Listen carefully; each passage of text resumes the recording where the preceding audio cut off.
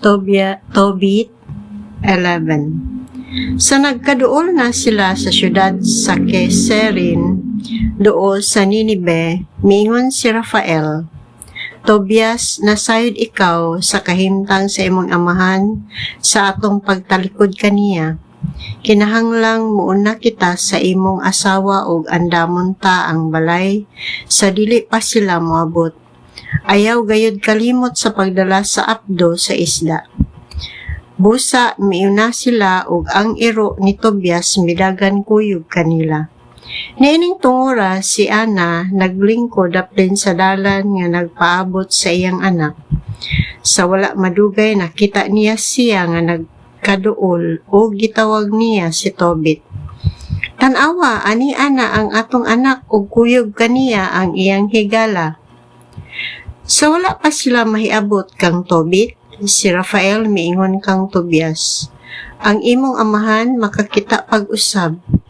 Ipaghidlang ang abdo sa iyang mga mata sama sa usa ka haplas o mataktak ra ang puti nga habol-habol o mahiuli ang pananaw sa imong amahan. Midagan si Ana ngadto sa iyang anak. Gigakos niya kini o giingnan. Karon nga nakakita na ako kanimo nga buhi anak ko, mahimo nang mamatay ako nga malinawon. Og mihilak siya sa kalipay. Mitindog si Tobit og nahisukamod siya sa pagula niya ngadto sa patio.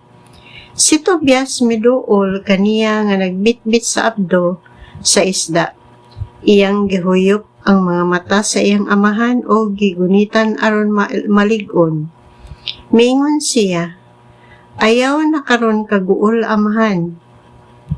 Unya ang abdo gipahid ni Tobias sa mga mata ni Tobit ug iyang gipaksit ang puti nga habol-habol nga nagtabon niini.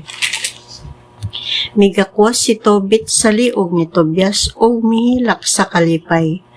Unya mituaw siya, makakita na ako kanimo, anak ko.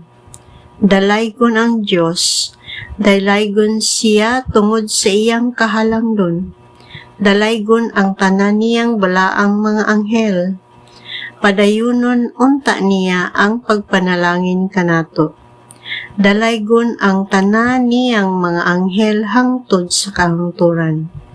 Iyang gipadala kanako kining sakita, apan iya akong gikaluy-an.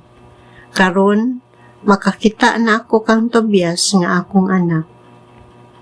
Unya sa dakong kalipay misulod si Tobias sa balay ug nagdaig sa Dios sa makusog nga tingog.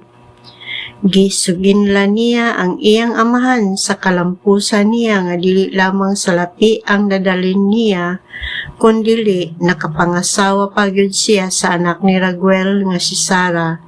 Kinsa nagpadulong na o sa dili madugay moabot. Wala mahimutang si Tobit o nagdaig siya sa Dios diha sa iyang pagula aron pagsugat sa asawa sa iyang anak didto sa ganghaan sa syudad. Sa dihang kikita ni Tobit sa mga tao sa Ninibe, nahibulong sila tungod kay naglakaw naman siya sa iyarang kaugalingon ug walay nag-aga kaniya. Gidaig ni Tobit ang Dios o gisugilo niya sa tanan ang kaluoy sa Dios sa pag-uli sa iyang pananaw. Sa pagkasugat ni Tobit kang Sara, iya siyang giabi-abi sa pag-ingon. Dalaygon ang Dios tungod sa iyang pagdala kaninyo nganhi kanamo anak ko. Panalanginan unta sa Dios ang imong amahan. Ingon man ikaw o ang akong anak nga si Tobias. Gikahinangop ka sa imong bag-ong puloy-anan. Hinaot unta nga sa kanunay hatagan ka sa Dios ug maayong panglawas ug kalipay.